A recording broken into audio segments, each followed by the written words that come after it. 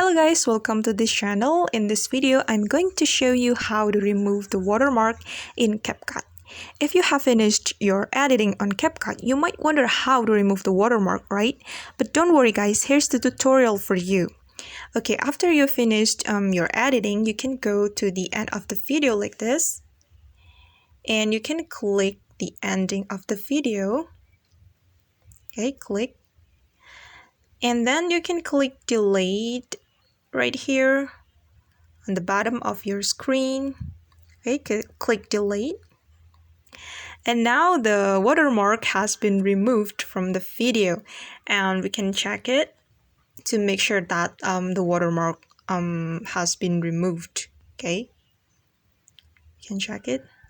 And okay, that's the tutorial from me guys, and thanks for watching. Don't forget to like, comment, and of course subscribe this channel. Thank you.